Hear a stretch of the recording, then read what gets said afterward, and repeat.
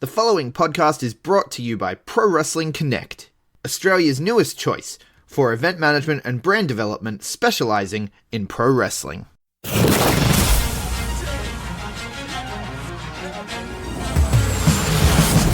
now, the B Plus Wrestling Podcast.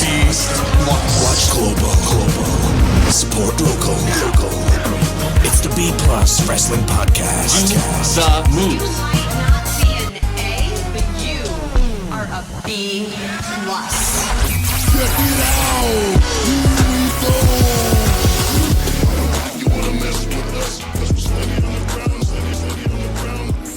All rise, ladies and gentlemen. Wrestle Church is once again back in session. It is me, it is I, your host, the one they call Mr. Mysterious, and this is All the Rest, the wrestling podcast that condenses all of the news throughout the week in this wacky, weird world that we call professional wrestling. As always, I'm going to be covering a bit of MLW news, a bit of All Elite Wrestling, a bit of NWA, where we be without some WWE goss, and just anything else that catches my eye that you need to know about to keep you in the know about what happens around the world for professional wrestling, because there is a lot to get through, ladies and gentlemen.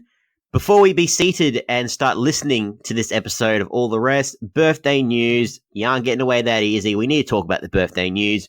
At the time I'm recording for the 22nd, sadly no longer with us, but wish former WWF Tag Team Champion Earthquake, I believe he was known in WCW as Avalanche, or as the Shark. He would have turned 55 today, for those of you who remember him back in the old school days of WWF. But the time of this comes out, the 23rd, we have two very interesting birthdays. We have, of the Iconics, I can't do it, but some Aussie pride here, ladies and gentlemen, because Billie Kay, one half of the WWE Women's Tag Team Champions, is 30 today. Big congratulations to her.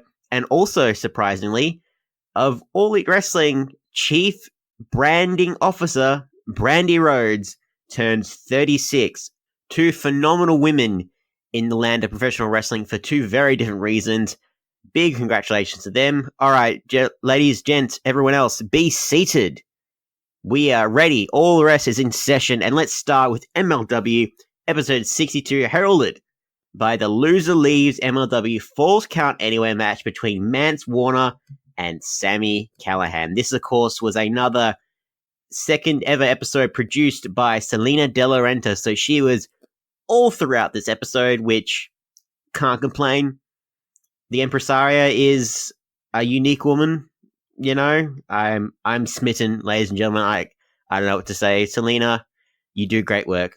But we cut to, obviously, so she, like I said, she is everywhere throughout this episode of Major League Wrestling. From the opening starts to the way it ends to the music, we have the same Latin-inspired theme of MLW instead of the usual theme song that we have.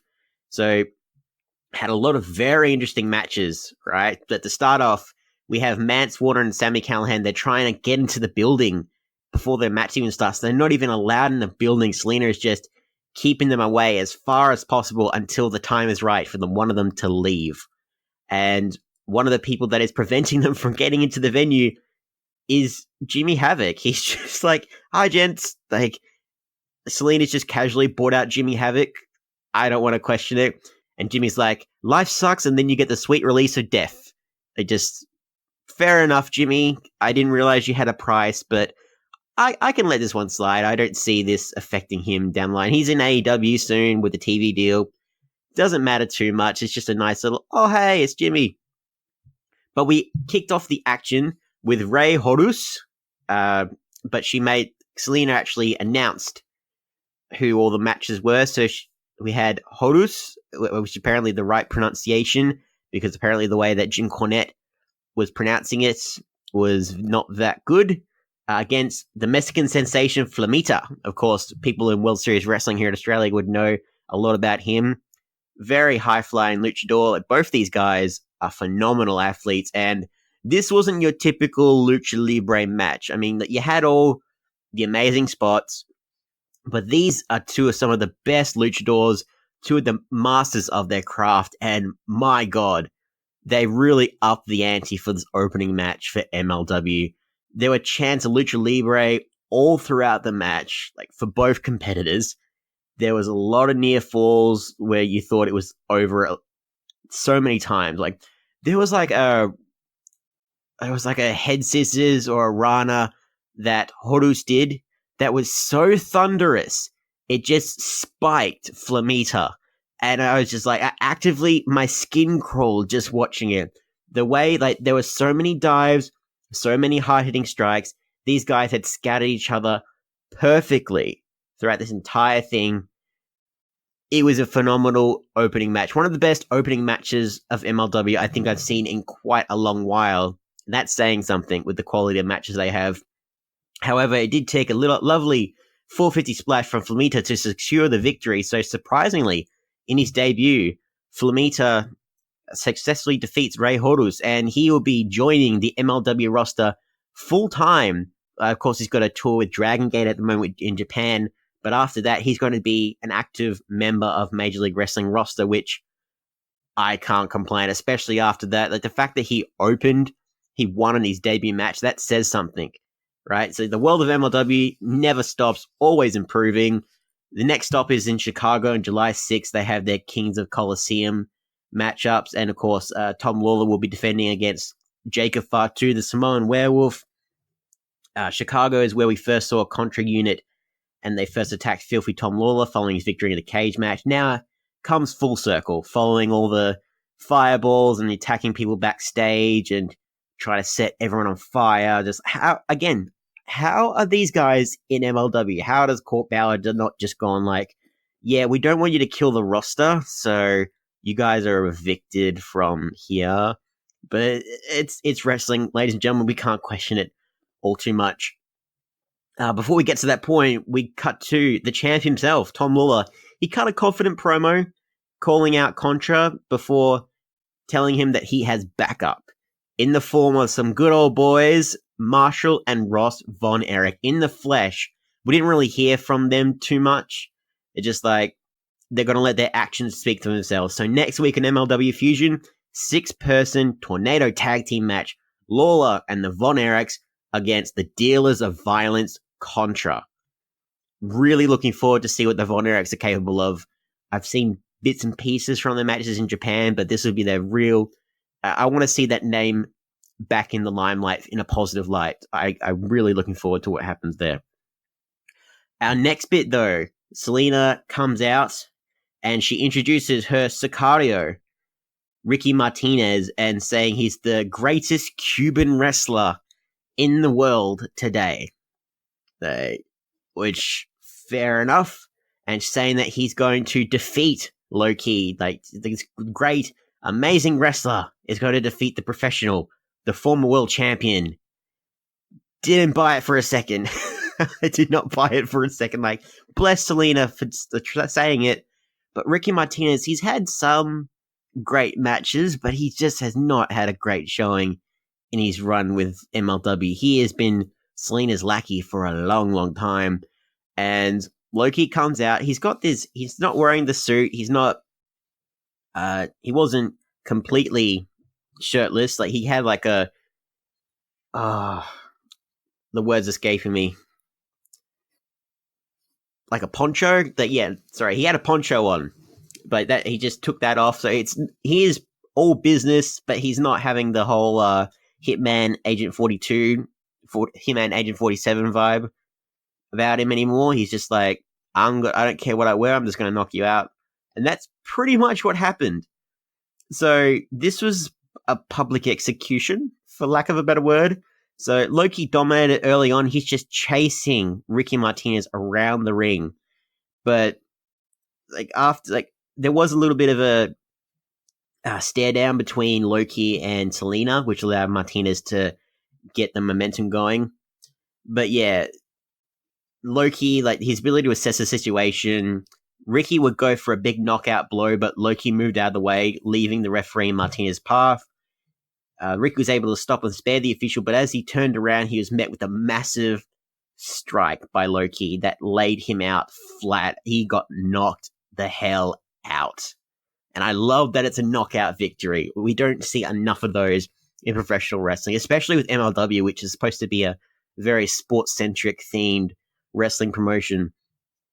Afterwards, Selena is fuming backstage with Ricky. And I don't know if this was because Selena is producing this episode or they're trying to test the boundaries, but the F-bomb was flying.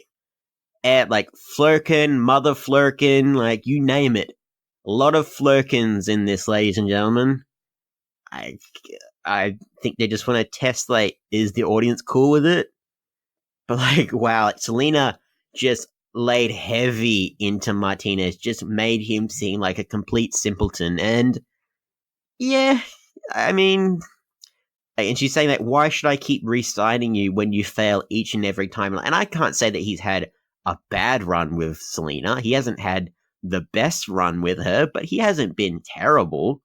I don't know why she's going like you fail each and every time. Like, no, he wins sometimes. It's just not very noteworthy. But perhaps we're suggesting that Ricky could be aligning with Low-Ki down the line, that he could turn on Selena at some point, or that she'll turn him into a real errand boy, just to demean him and just to, like, you want me to, like, you want to be a part of my promociones still, you need to work for it because you have not been giving the right results, something like that, to that effect. But yeah, Low-Ki was just grinning from ear to ear, like, as he should, right? Very, like, Martinez clearly very frustrated. You had Rich Bikini pitched over to Sami Callihan, who was waiting outside. He was going to do a promo, and, like, Mance Warner sees him like, you ain't doing a promo, Mance is going to do a promo. Like, they promised to have a good old fight. The Midwest Mega Powers. I love that. The Midwest Mega Powers will ride again one last time. We get a video package hyping up some Lucha Libre royalty. Like, I don't know where they find all these guys. My God, it's a very great time for Major League Wrestling because LA Park, Dr. Wagner Jr. will be coming soon to MLW. They're going to have that match. I am very much looking forward to that. It's going to be fantastic. We have a promo with the Dynasty, of course, accompanied now by Aria Blake once again, who are enjoying one of Wisconsin's finest establishments. They crack a bunch of lame jokes on Teddy Hart. Richard Holiday is just like talking about his clothing and just how he breeds cats and how he's just a very eccentric dude. Teddy is Teddy, He is but you cannot deny his ability in the ring. Like, Teddy Hart is just, he's a crazy bastard, but we love him for it. I appreciate you, Teddy, and I as a cat lover, I think you're great. But as the talk turns to championships, interestingly enough, like the Dynasty, so you have Hammerstone there with the title, and he's saying, like, you guys shouldn't worry, I've got the title now for Dynasty, you're all good. And Holiday and MJF are just like, well, we're going to get the tag titles at some point as well. You know that, right? He's like, oh, yeah, sure, man. Course. Ha, ha, ha. It's like, I love that they constantly tease, like, at any moment, these guys could just go in their separate ways at any time because there is no loyalty between any of them. But just, like, the only thing tying them together is that they want the Hart Foundation done. And honestly, once they achieve that, I mean, if they were to take the tag titles off Teddy Hart and Davey Boy, which I can see happening, I had no idea how long they would have their run would be because I don't see them working well as a cohesive unit. Just the way they're, like, maybe the gold will keep them unified. That idea of the stable having all the gold. At least that's what I think. I could be wrong, but you can tell just for any, like, one wrong word, one wrong, like, stare down between these guys, and it's on. They're going to completely crumble. The Dynasty will be no more with just words, whatever.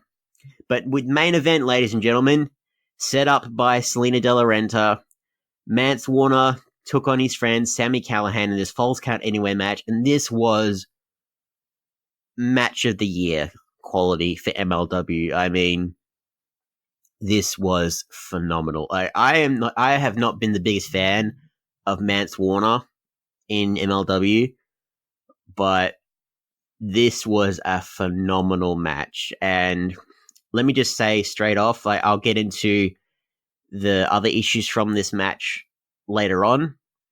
But yeah, the winner of this match was Mance Warner.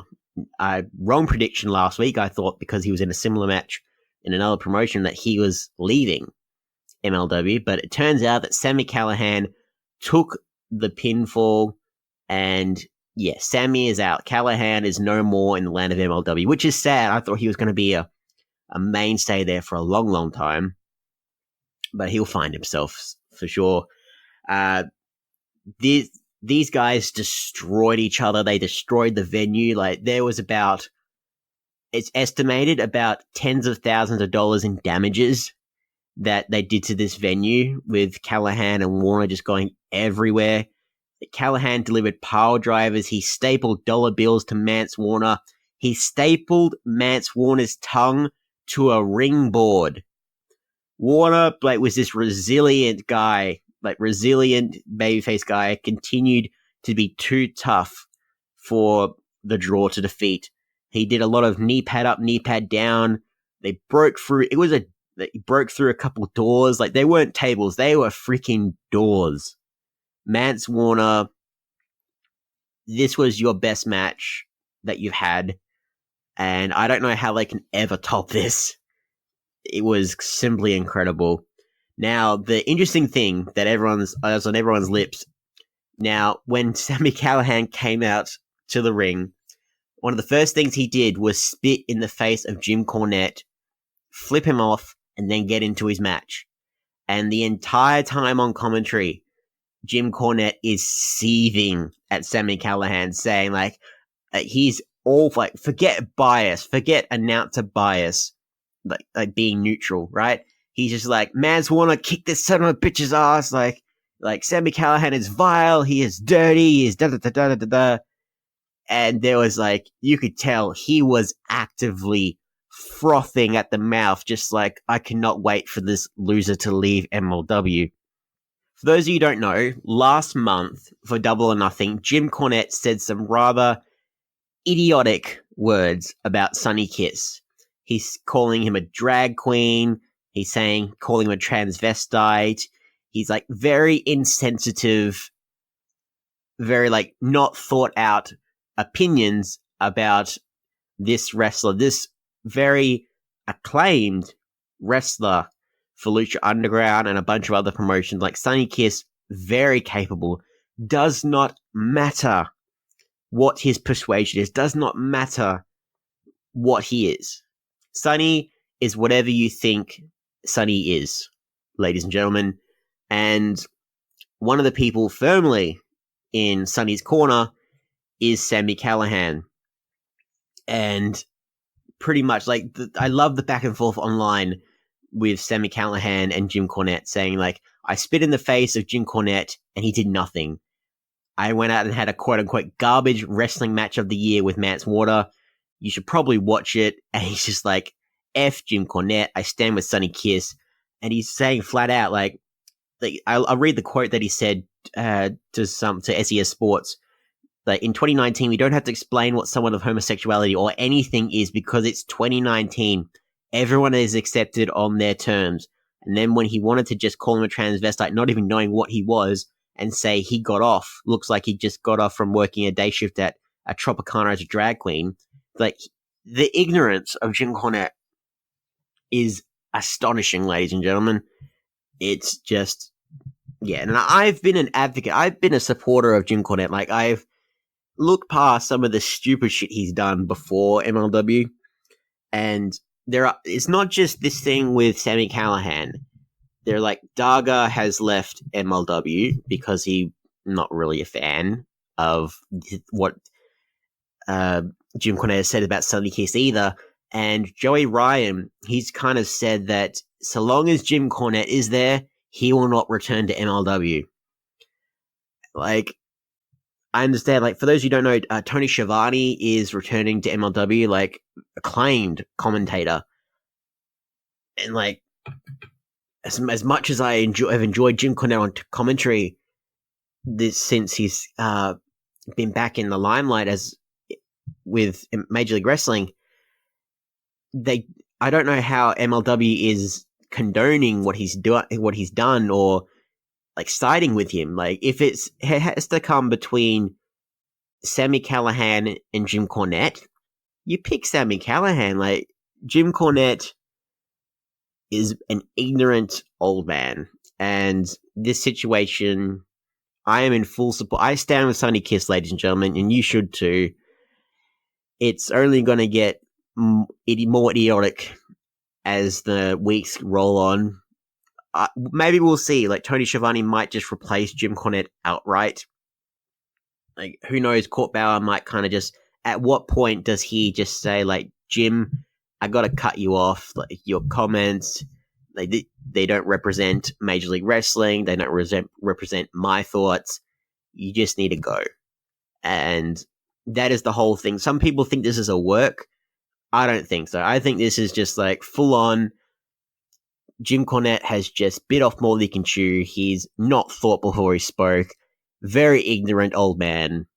And like I said, this was an amazing match of the year contender for Major League Wrestling. This was an incredible episode of MLW. Selena has done it again. Selena has done it again. Another fantastic episode of their Major League Wrestling. Like there was any doubt. I'm a very happy fan in the land of MLW. And I hope moving forward that we can kind of resolve this thing with Jim Cornette. Maybe he'll just get like a lesser role like on the roster. That's my thinking anyway, but we'll see what happens there. Moving on, ladies and gentlemen, let's cover some All Elite Wrestling news. We have episode 157 of Being the Elite. Viva lost tag belts because, for those of you who don't know, the Young Bucks are no longer the AAA Tag Team Champions. The new champions who've won it back, the Lucha Brothers, back in Mexico. My prediction was right from last month. I knew that the Lucha Brothers were going to win back the titles at some point, just not at Double or Nothing, not at another AEW event. I thought it had to be in Mexico, hometown crowd for them. Can't complain. You have Kenny Omega. It's showing his business dealings in preparation for Fyter Fest. Shows that he's very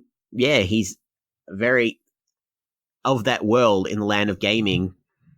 And we have a couple announcements. So you have the Best Friends are going to be facing off against SCU, of course, Kazarian and Scorpio Sky, against Private Party. This is going to be confusing. So the winner advances to All Out for an opportunity at a first round buy-in in the AEW World Tag Team Championship Tournament. So it's a shot for a shot for a shot for a contendership for an inaugural title.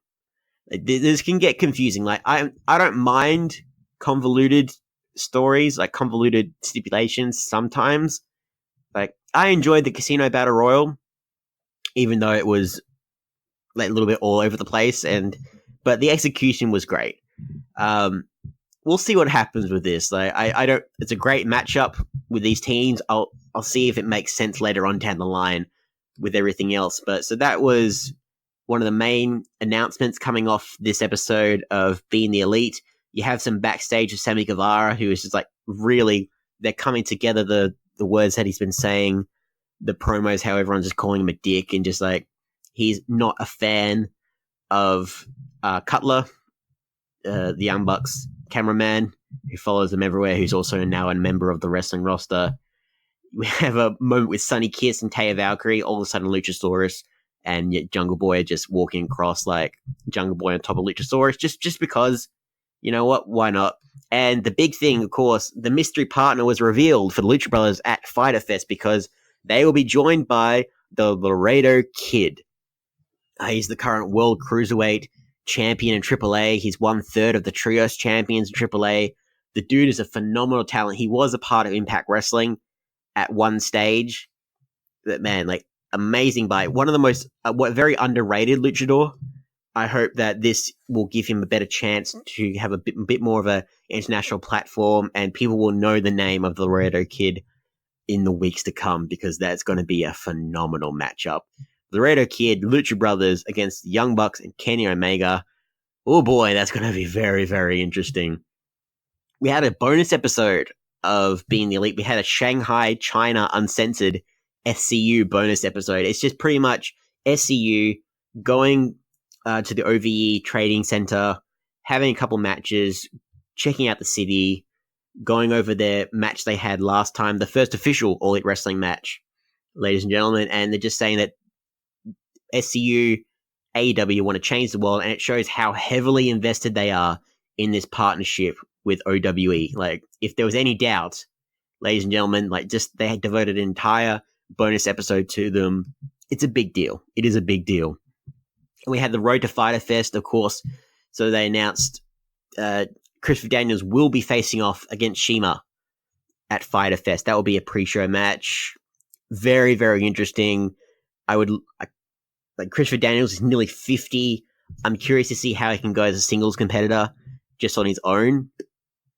But, like, very, very exciting stuff. We had a bit of a bio on Private Party, just why they do what they do. Like, very phenomenal performers there. We had a little bit of a bio for Christopher Daniels, like preparation for his match with Shima. We had Jabali talking about why he loves the worlds of gaming and professional wrestling. And then pretty much Brandy saying that at All Out, they will be unveiling their women's championship. Very exciting time. So let us know, ladies and gentlemen, who you want, much like Bret Hart did at Double or Nothing, who you want to unveil the All Elite Wrestling Women's Championship. I saw some people online mention Medusa. I'd love Jazz. There are so many acclaimed women's wrestlers that should be that the people to unveil the gold. Like, hopefully with a little less kerfuffle like the MJF thing, where they're just like, MJF just had the thing with Bret Hart, and then, oh, by the way, let's just unveil the title. You know, just weird thing like that, but it was what it was. We had a 10 pounds of gold episode during this time for NWA. They've had 2 in the past 2 weeks. What have you done with the NWA, ladies and gentlemen? Because they have not been this time efficient in quite a while. Like, imposters, I say imposters, but it's just running down their feud with the Briscoes at the moment, how you have Nick Aldis and Colt Cabana will be facing off against them at a Ring of Honor event, Best in the World, later on. Just, yeah, running through that. Briscoes are a fine distraction for the champions before the next big NWA event. Can't complain. And those were the big things happening in the worlds of MLW, All Elite, and NWA at the moment, guys. Before I get into everything else that has come about, let's have a chat to Greg with our sponsors. Promotional consideration paid for by the following. This month we are sponsored by Grapple, a fantastic new wrestling app available on iOS and Google Play completely for free, where you can rate all the matches that you watch in WWE, Impact Wrestling, New Japan Pro Wrestling, all across the world, and we are even getting Australian wrestling involved in the Grapple app rating system as well, starting with PWA Pro Wrestling Australia. Their Green Label event from the other week is up there. The Black Label event, All Eyes on Troy, is up there. And the last 2 years of events, at least, are up on Grapple right now for you to rate so that people can get around our Aussie wrestling and see that we are just as good as anywhere else in the world. Basically, Grapple is a Rotten Tomatoes for wrestling. Now we all get to say it is the democratization of match rating systems for pro wrestling. It's amazing. So I get to say, you get to say, you can follow me on there at Greg Unchained. You can follow Big Boy Mikey at B+_Big Boy, at Mr. Mysterious is on there, at Danders is on there, at Jay is on there. We're all on there rating the matches that we watch. So follow us, we'll follow you back. Let's build this community and get as many Australian wrestling fans onto the Grapple app as we can. You can download it right now. It has over 30,000 matches on there going back to 1985, 15 promotions around the world. There's so much to do on the Grapple app. It's a great little community, so get around it. It's Grapple, GRAPPL.co, and it's for free on App Store and Google Play. Get around it. Hey everyone, just want to take a second to tell you about one of our new sponsors, OUTBREAK NUTRITION. OUTBREAK NUTRITION are creating supplements for survival, sharper minds, quicker reflexes, all the energy you need to take your performance to the next level, whether that be on the field, in the gym, on the gaming field. That's right, they have specifically designed gaming supplements as well to help you focus on those late night sessions. They even sell coffee, you guys, at Outbreak Nutrition. You can get coffee pods, you can get coffee beans, you can get supplements for the bedroom as well if you want to enhance your performance there. These are performance enhancing supplements for every aspect of your life, specifically designed by gamers, for gamers, to stay fit and healthy in the gym, to stay sharp and focused on the game, and to dominate in all areas of life. So check out OUTBREAKNutrition.com, and for being a listener of our podcast, they will give you 10% off your order when you enter the code B+. That is BPLUS at checkout. So make sure, if you want to stay on top of your game, if you want to take your performance to the next level, OUTBREAKNutrition.com, enter the code B+ at checkout. Hey guys, just a reminder, if you want to hear all of these wonderful B+ podcast episodes completely ad-free, make sure you head over to Patreon or Podbean, where we are the featured podcast this week. You can subscribe for as little as $1 a month up to $10 a month, where anything you want to help us with, it really helps out. It's going to help us grow the site. It's going to help us redesign some things, and everything that we get through this and through the advertising as well is all going straight back into the podcast so that we can get Aussie Graps out there for the rest of the world to hear about, for the rest of the world to see, so we can grow this mission of watch global, support local, and build indie wrestling. So if you want to be a part of that and get some really cool rewards like call-in shows, bonus episodes, ad-free like I mentioned, then head over to patreon.com/theb+ and subscribe today. And we're back, ladies and gentlemen. Let's get into the signings, the injuries, the people leaving, who wants to leave, who just wants some time off, all these answers and more coming up for you guys right now, starting with the land of 205 Live, because surprisingly, Mike and Maria Kanellis have re-signed with WWE, new 5-year deals. This is very, very interesting. The moment that they started saying openly on 205 Live their contract situation, I was like, oh, if this is a work, then it's very well crafted, because it's kind of bled into what's happened. Because I feel like they just at last minute decided to re-sign Mike and Maria, because they kind of realized, it sounds like they doubled their pay. So they doubled their pay, signed them to new 5-year deals, even though they're doing nothing with them. I mean, I hope Mike can get a cruiserweight title run out of all this, for his loyalty, for sticking around in 205 Live, because he actively wants to make that division the best it can be. And you should watch 205 Live, ladies and gentlemen. It is nothing like Raw and SmackDown, ladies and gentlemen. It's far, far better. It's at the same caliber as NXT at the moment. It's really, really good. You have, in the land of Ring of Honor, you have Jonathan Gresham has re-signed. He's finally re-signed with Ring of Honor. And also Maria Manick, of course, she's part of the Women's of Honor section of Ring of Honor. They're going to have they're going to try and still develop that over there. Like I mentioned before, Tony Schiavone is coming back to MLW soon. Of course, Timothy Thatcher is going to make his debut July 25th. I'm really looking forward to that. We have Mojo Rawley has re-signed with WWE. He signed a multi-year deal. We don't know what it is, but the way that the WWE contracts are now, they're not 3-year deals anymore, they're 5. So until I'm told otherwise, for 5 more years, Mojo Rawley will be a part of the WWE roster. And it goes to show, WWE are being true to their word. If any of their roster members were going to get an offer from another company, they would double it. Even if the WWE, they're so stubborn that they're just going to keep all these people on the roster and they have nothing for them. Someone drew a graph for me that I watched yesterday, and it kind of shocked me. WWE have over 200 members of their roster across Raw, SmackDown, 205 Live, NXT, and all that.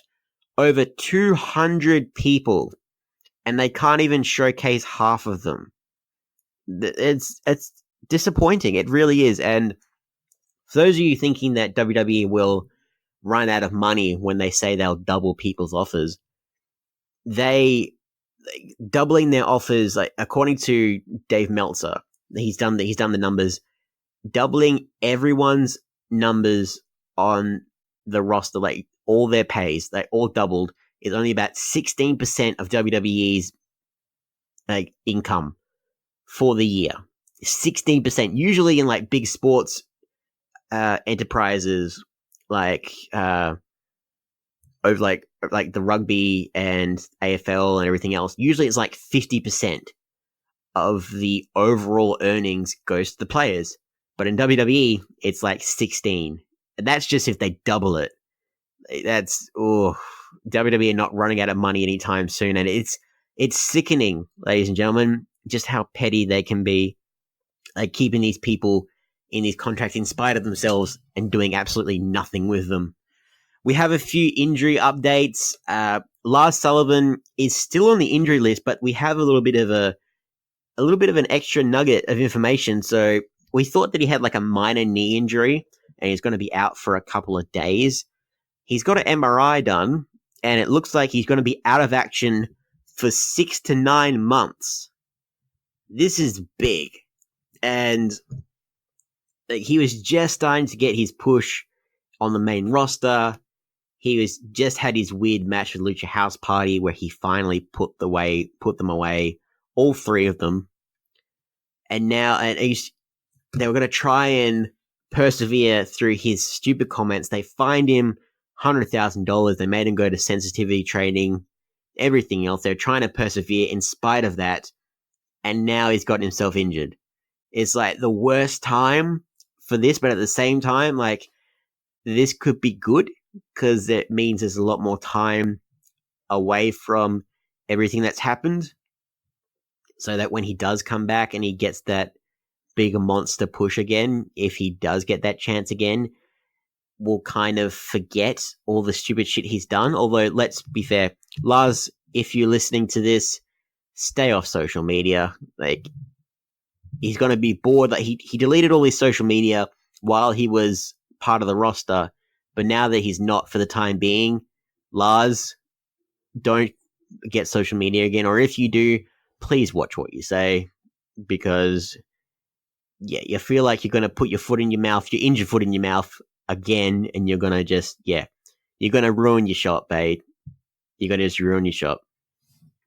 Someone who is on the mend is expected to return. The phenomenal one, AJ Styles, he's expected to be cleared at the end of the month. He appeared at the latest episode of Raw to give a pep talk, if you can call it that, against the Good Brothers, Carl Anderson, Luke Gallows, saying like, you guys have not been on your game for ages now. Like, you keep losing. Why do you keep losing? Because WWE know that they are going to leave when they finish their contracts. That's why. But nevertheless, that was right. AJ Styles was there. And yeah, they're expecting him to be cleared at the end of the month. And we'll see AJ Styles back on the roster. Can't complain. It's been nice to have a break from AJ Styles to try and give other people a chance at the of TV time, even though Shane McMahon has taken most of it, which we will get to later on, ladies and gentlemen. Tommaso Ciampa has put up a few videos on his social media saying that like he's had his neck surgery a couple months ago, and it shows that he's lifting weights again. He looks shredded. He looks in great shape, and he put the hashtag Bebe on his post. So he is still thinking about Goldie. He's still thinking about that title, and I'm very curious when exactly. We don't know time frame, ladies and gentlemen, but I'm very curious when he will return to NXT, because like I don't know what will come first, if Adam Cole will go onto the main roster or Ciampa will come back to face off against Cole for the championship, if Cole is still indeed the champion by the time he comes back. We'll see what happens there. Either option I would be totally okay with. Just as long as a little bit of time has passed, Undisputed Era can go to the main roster. But for now, they are great where they are at the moment. NXT is thriving. Can't complain there. Big injury that happened on Main Event. Main Event, that's right, ladies and gentlemen. We all remember Main Event. Like, who doesn't watch Main Event? The best part of the WWE Network, clearly. So Dana Brooke was actually in a match with Sarah Logan in like singles action, and there was a big incident that occurred. Logan put Brooke into the corner, hitting the ring post in the process, and Brooke got busted open big time. The referee decided to throw up the X sign, and they called the bout a no contest. Main event does not have any blood at all, like no exceptions. And there's no word on her condition, or she'll be required to miss time from the ring as a result. Hopefully it might have just been a flesh wound.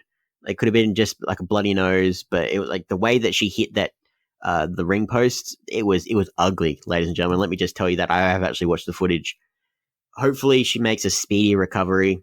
But yeah, that's for those of you wondering, main event will definitely not show that. Like, WWE does not have any blood on main event, no exceptions. So hopefully Dana Brooke, wishing you a speedy recovery there. We have some announcements of people leaving at the moment on time off. So Bobby Fish, I should mention as well, of the Undisputed Era, he's been pulled out of a couple of Evolve events. He's just had such bad luck with his injuries and everything else. Like, I'm hoping, because his arm was in a sling after the latest takeover.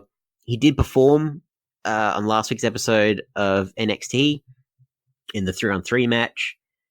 But yeah, maybe they're just being cautious because there's no announcements yet that he's injured. But at the moment, maybe they're just playing it safe. But he's had such a bad run with injuries, man. Like, I don't know for how long, if he will still be a member of the Undisputed Era if he keeps this up. But it's just, yeah, not good to hear. I announced, of course, Sami Callihan is no longer a part of MLW, which I am very sad about. But if he was ever going to go, he had put on an amazing show and a great send-off to him in a chaotic thing with Jim Cornette. For those of you wondering why you haven't seen the Bulgarian Brute around, Rusev, he's just taken some time off. WWE aren't doing anything with him at the moment. They've put him in the ragtag team with Shinsuke Nakamura after he beat up his wife. Clearly, they are the best of partners. And he's just said, you know what, like, you guys aren't doing anything with me at the moment. Just give me some time off. And then when he comes back, hoping, because this guy has been a multiple-time US champion, hoping they actually bring him back as a monster, because he deserves it, because Rusev is amazing. Freaking Rusev Day. I love Rusev Day. Make a big deal out of it. Like, please, maybe when that comes around to the Fox deal and we can focus more on the other stars that haven't had a chance to shine because of the wildcard rule, try not to get into that at the moment. But yeah, Rusev's just taking some time off, and good for him. Like, good for him for actually asking for that. Good on WWE for actually allowing it, to try and make it seem like WWE can be a hospitable place to work in. But yeah, that's what's happening there. Some sad news, ladies and gentlemen, that I'm not quite too sure about. So the first bit of news, Scarlett Bordeaux is no longer a member of the Impact Wrestling roster. The wrestling promotion actually tweeted that she has fulfilled her commitments to the company. Bordeaux is gone, ladies and gentlemen, and it's a bit disheartening. She was going to have this big intergender run. It looked like they were trying to keep her away from the women's division, and then till like the right moment, and then maybe she'll be face off for the Knockouts title. But no, she's just gone. She's out. And maybe her boyfriend isn't far behind, because I'll get into it in the Impact Zone tomorrow, ladies and gentlemen, but it looks like Killer Cross is out the door soon as well. It looked like he might have been killed off, in the land of Impact Wrestling, which makes sense. Like, if one goes, the other would probably follow along, because wrestling relationships are bad enough with travel, and the life of a wrestler is very bad in some regards, and finding love outside of the professional wrestling world can be a bit difficult. So, yeah, Killer Smoke Show, wherever they end up, I'm hoping Killer Cross, like, he is my favorite part of Impact Wrestling. I'll try not to ramble, but I don't know. I'm not convinced quite just yet that he has left Impact until I hear an official announcement from Impact Wrestling. He's still there, although it looks like he was killed off. But yeah, Killer Smoke Show would be a valuable asset to any promotion. Maybe All Elite Wrestling, where Killer Cross could face John Moxley. Maybe. I hope so. That would be lovely, ladies and gentlemen. We have a lot of news to cover and very few times, so I'll try and condense it as best I can. For those of you who like wrestling and try and watch it and just your passion is there, we salute you. But for those of you who hate the product that you're watching week in and week out, maybe you should follow CM Punk's advice and just stop watching. So he's actually gone on Twitter at the moment and he's just he's finally cracked, ladies and gentlemen. So he's gotten tired of wrestling fans flooding his Twitter about returning to professional wrestling when it's been over 5 years, and told fans to stop watching if they hate it so much since he's been gone. So everyone's just like, it's not the same without you. Like, he's been pretending for the longest time that wrestling does not exist on his social media. Like, he talks about hockey is his big passion. He talks about the UFC. He talks about his wife's book, Crazy My Superpower, I believe it is. But yeah, now he's kind of just like, all right, laying all on the table. This is the quote, like, since I can't have fun and tweet about movies or baseball without you telling me about wrestling, question for you. Why do you spend your time on something you hate? If it's so bad, leave it. I did, works wonders. Imagine going to the movies once a week to see the same movie you hated last week for years. Like, for those of you like who are not the biggest CM Punk fans, this is just him being honest, and I wholeheartedly approve, because the life of a wrestling fan is a very abusive one, depending on which promotion you're with. Ladies and gentlemen, we are stuck. We are wrestling podcasters. We are stuck talking about WWE and everything else, right? But you don't have to. And if you're investing all this time in a promotion that is not rewarding you for your passion, you just need to stop watching. Right? There is a reason that wrestling can have so many lapsed fans, because at some point, like, I'm going to use WWE as a main example, at some point, devoting yourself to watching Raw and SmackDown when it has been the way it has been, you just can't do it. And like, for those of you who don't realize by now, WWE, it's not an audience of millions, it's an audience of one. Vince McMahon. It's Vince McMahon's show, and everything is done to appease him, and then the fans are secondary. As long as he is happy, then that's fine. Like, that's why, ladies and gentlemen, so even though we begrudgingly have to talk about WWE, that is why CJ is the lonely fan, because even we have gotten to the point where we don't not want to talk about WWE. That's why Dander's left the View from WWE. Like, she is now doing the NXT stuff with Greg Untamed, which you guys should check out. But it's very true. Like, we have so much passion as wrestling fans, and at what point do you just kind of have to say, you know what, this isn't healthy.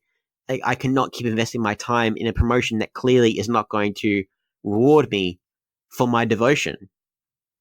Like, some people find other promotions to invest their time in, like, which I review MLW. I love it. I talk about Impact. Impact is very topsy-turvy, but it gives me nuggets it rewards me for my devotion, even though it breaks my heart. It crumbles me in a lot of different ways. It still rewards me in others, ladies and gentlemen. That's why I love it. So, but yeah, I watch MLW. I watch Impact. They provide me joy. I'm going to look forward to talking about All Elite Wrestling. Like, I love watching 205 Live. Like, I have a select amount of time as a podcaster, like, in my personal life as well. Like, I have a select amount of time that I want to invest in things. And CM Punk kind of hit the nail on the head. Like, why would you want to spend like a couple hours a day watching a show that you absolutely hate on the off chance that it's good? At some point, you just got to say, you know what? They're not going to do it. They're not going to reward me. They're not going to listen to the fans. They're just you got to say that you're done. You're done. And yeah, and for those of you thinking like maybe he's lowering expectations for a All Elite Wrestling debut, like, it's not happening. It's just not. This is kind of confirmation for me. Like, just for those, if it wasn't going to happen by now, It definitely wasn't happening. CM Punk is not appearing in wrestling again. I'm saying it now for everyone else who hasn't caught on. And for those of you as well, people who have officially retired, this is going to be a phrase that I'm going to be saying a couple of times, officially retired, Nikki Bella.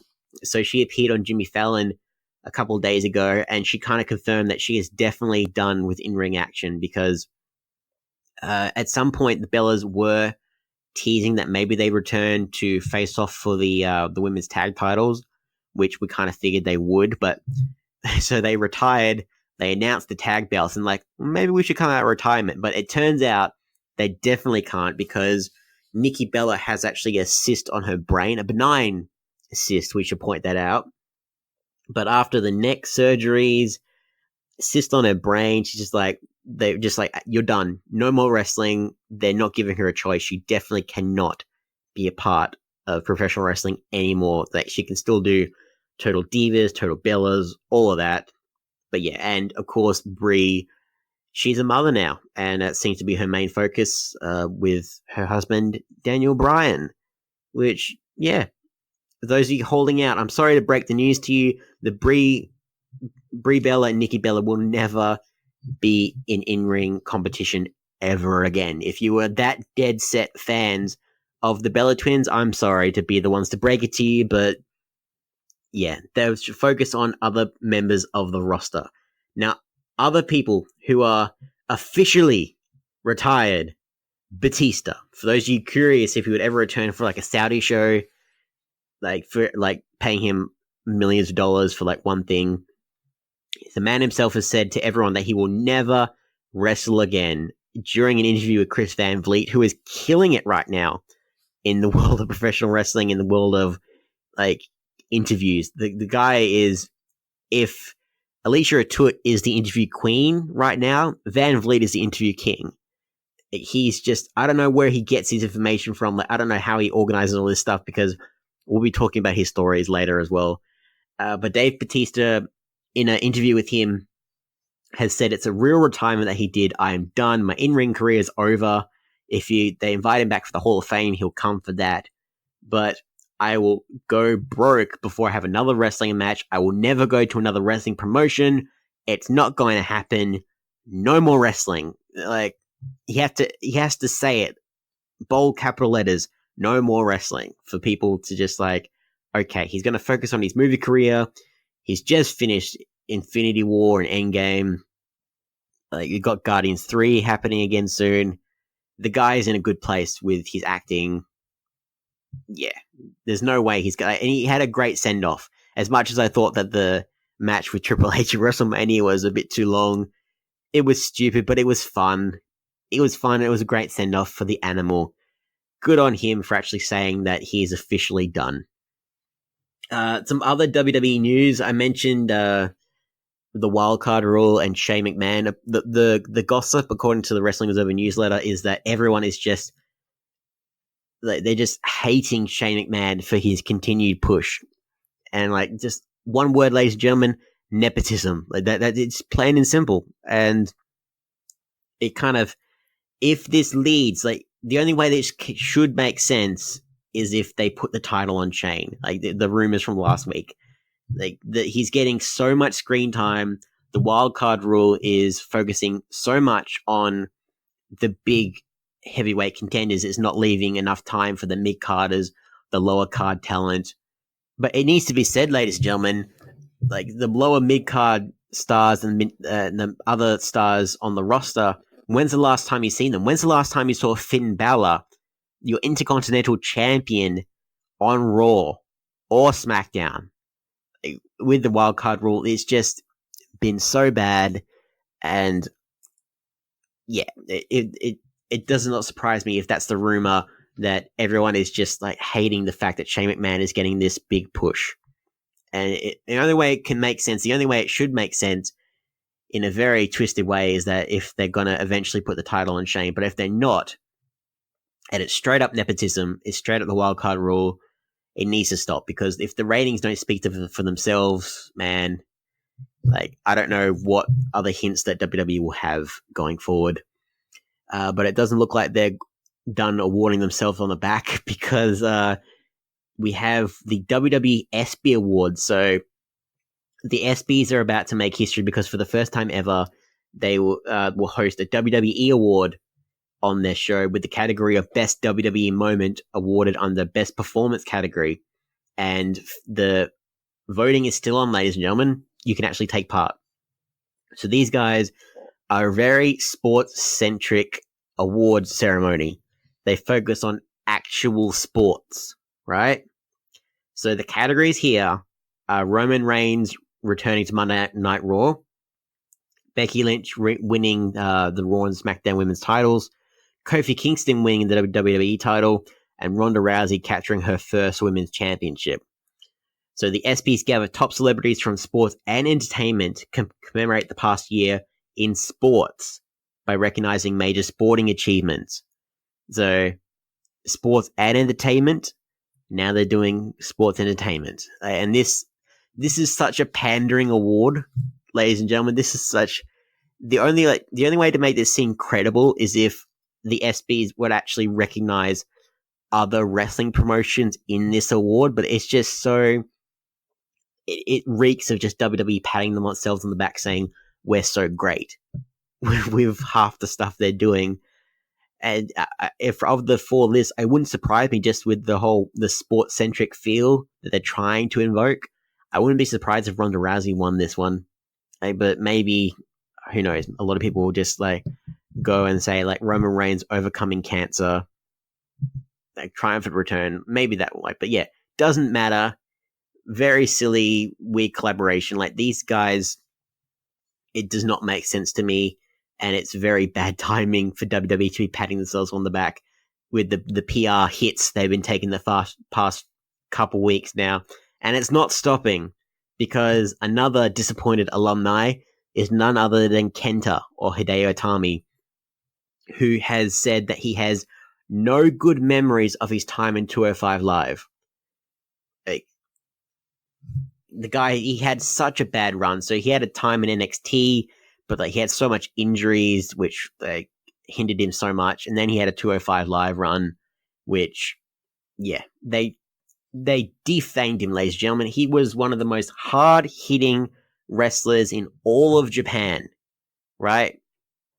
And they had to take away a lot of his moveset. Like they took away his GTS because of CM Punk. They took away his running knee because of Daniel Bryan. They took it off him, right? Kenta is one of the most I'm so excited for the G1, the fact that he is a part of that. But yeah, WWE actively hindered his movesets, and because of the lack of ring time, it led to his work suffering and him not understanding what his character should be. Like he's just had a very, very bad experience with WWE, ladies and gentlemen, and I can't fault him for saying like, I have no good memories. I'm just glad to be a part of the G1 and focusing on being a big star in Japan again. Like, good for him. Good for him. I hope he crushes it in the G1. I hope that him and Moxley maybe fight. That would be a great confrontation, ladies and gentlemen. Just these two former WWE guys just kicking ass. Like, oh, can you imagine? It's going to be amazing. We have a couple other news stories, guys, before we finish up. So you have Tony Khan has appeared on the Stone Cold podcast. This was for those of you who haven't listened to it, it's not on the same levels as John Moxley with Chris Jericho, but in terms of information, this was an amazing podcast, which you should listen to, and it revealed several nuggets of information. So it revealed that AEW's main focus is surprisingly on the tag team wrestling. Shocker there. But the moment they have their TV deal, which is going to be 2 hours a week live, they'll be focusing on crowning the new AEW tag team champions. And not just that, they plan to have women's tag team championships as well. Very excited for this. So announced so far, so we have AEW title, AEW tag titles, AEW women's title, AEW women's tag team titles. They're keeping it simple. I hope their women's division can accommodate a tag team division as well. I feel like it will. Like tag team wrestling is going to be their big focus. I'm excited, ladies and gentlemen. And you have Fighter Fest is going to be on Fight TV. You can actually, if you have a VPN, you can actually watch it on Bleacher Report for free. That's a good way to go about it. But yeah, it's available on Fight TV for other international viewers. I love this podcast with Tony Khan because not only was it so informative, it just showed how much passion this guy has for wrestling. His mind, like, I wouldn't be surprised. I mean this in a positive way. I wouldn't be surprised if he's on the spectrum in some way in terms of like his figures, the way he can just recall wrestling facts. He's such a devout fan that he knows all these numbers. He remembers the dates. Like Stone Cold even said it. He impressed Stone Cold. The fact that he remembered opponents, finishes, what went down, titles on the line, the dates, the attendance. This guy is a true fan. He is the exact opposite of Vince McMahon in a very polar opposites. And I'm very curious to see like when we finally get AEW TV, what's going to happen there. And another bit of information, Stone Cold, he recalled the dreaded interview that he did with John Moxley, Dean Ambrose, a couple years ago. And he's saying that it's haunted him for years how bad that interview went. And he was worried that Moxley hated his guts until like recently when he had Tony Khan on the podcast, and he's saying that he had a chat to Moxley finally, had a talk for about half an hour. They're good, and probably Stone Cold will have him on the podcast again. And like they didn't give a time frame, but I would expect him to appear on the podcast again very soon, the way that they were talking about it. And I am very curious to see the contrast from the WWE version and the All Elite Wrestling version of the Stone Cold podcast. It's just no longer affiliated with WWE. Yeah, very much looking forward to that one. Some other Moxley news, like for those of you, like it's Moxley at clock every week pretty much. There's always something going on. He's the hottest free agent in the land of professional wrestling right now before AEW has a TV deal. He's not going to be appearing in Texas for the G1, which isn't surprising because it's the A block competitors for the tournament. He's part of the B block, but the reason is pretty clear. AEW don't want him appearing in America for another promotion on a TV, like on TV, another promotion. Like they're fine with him appearing in Japan. He's the US champion. They're letting him do everything else. Like as long as it's not televised or if it's in another country, they're fine.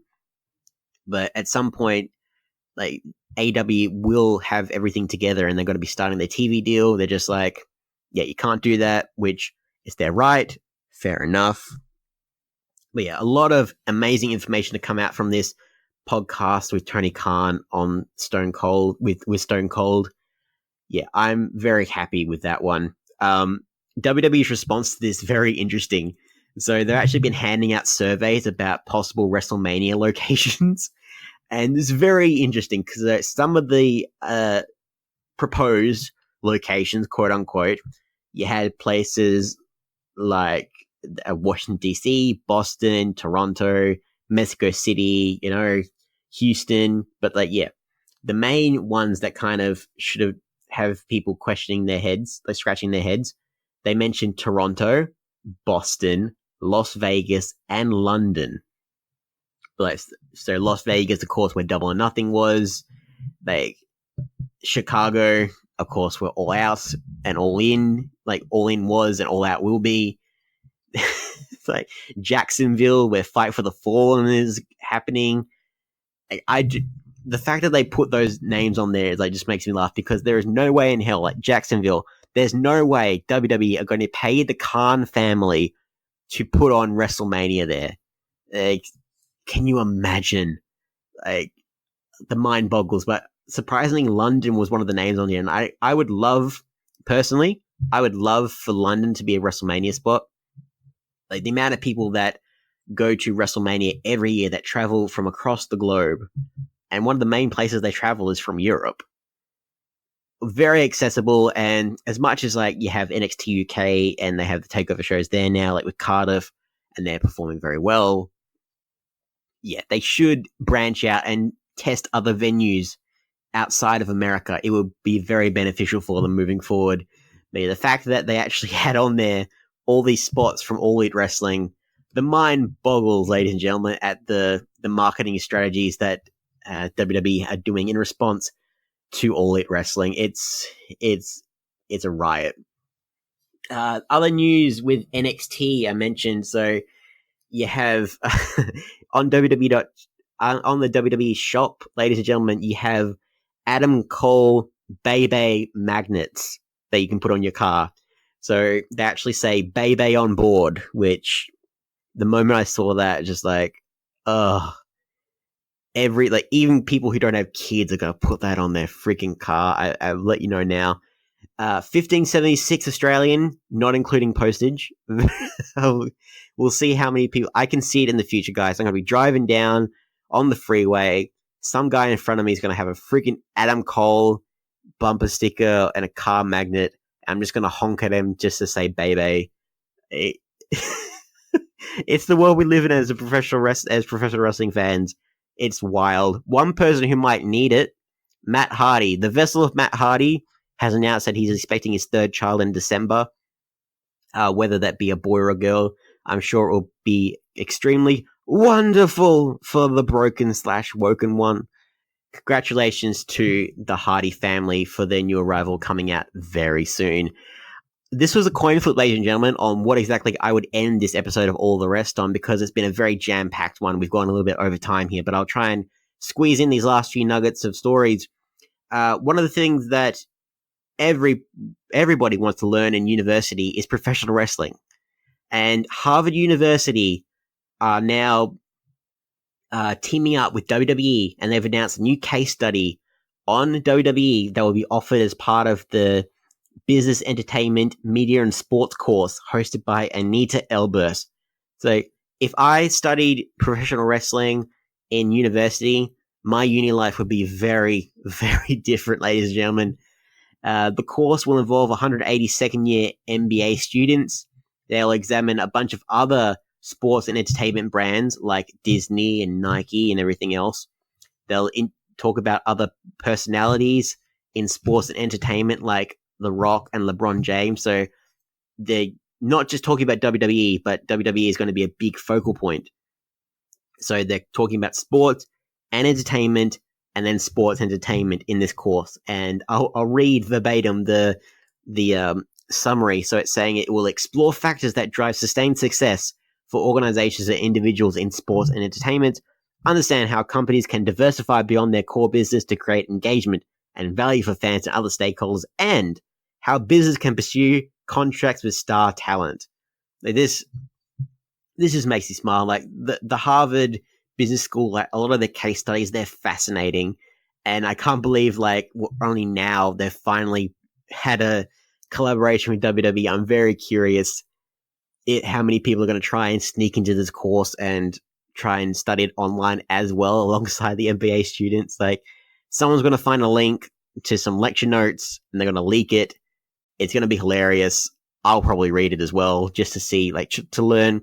I had some fun times of my uni life, and who knows, maybe this will help me remember them a little bit more fondly.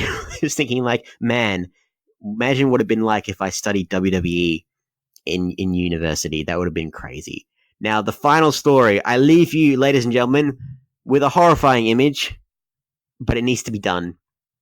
I mentioned Chris Van Vliet, the interview king of professional wrestling land at the moment. He got a bombshell news hit when he interviewed Kelly Kelly. For those of you who remember her time in WWE, so she was part of the ECW brand for a little while, and one of the things that she used to do was extreme expose, where she would do a striptease.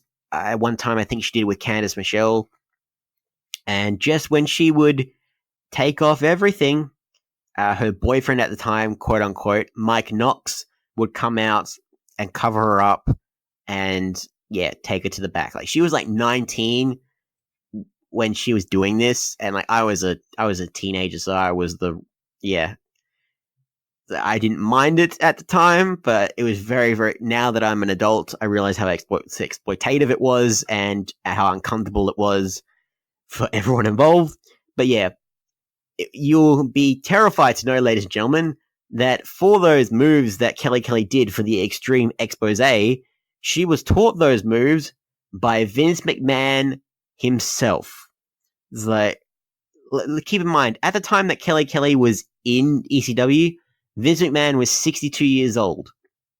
Right, so you got a 62-year-old man teaching a 19-year-old girl how to do a striptease. Right? So she, in the interview, like, no joke, Kelly Kelly said, Paul Heyman called me, said, we have this idea, you're going to come out and you're going to do the striptease, and then your jealous boyfriend's going to come out and wrap you in a towel. Vince is like, it'll be fine, I'll teach you the moves.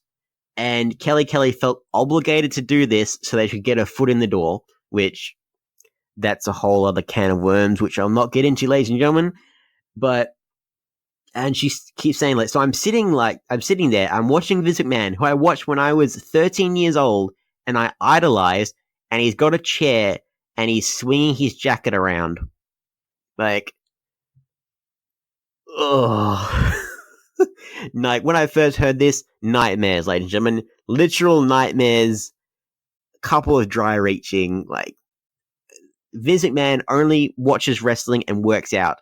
So his knowledge of strip teasers, his knowledge of life outside wrestling is very, very sketchy. And the fact that he's instructing women how to do strip teasers, he's a crazy bastard, ladies and gentlemen. And that's where we're going to leave things on this very up and down episode of All the Rest. And yeah, I do apologize for the nightmares you're about to have because of that big reveal about Vince McMahon. If you want to follow me on all the socials, I'm at Ms. Mysterious with a 1 on 7i. Facebook, Twitter, Instagram, YouTube. Hit me up, and yeah, by all means, tell me off for giving you that visual of Vince McMahon doing a striptease for Kelly Kelly. If you want to follow us here collectively at the B+, because we're a great bunch, you can follow us at the B+ Wrestle on Twitter, because wrestling when it fit, and the B+ Wrestling everywhere else. Like, share, subscribe, hit that 5-star review. I've been Mr. Mysterious, and I'll see you later.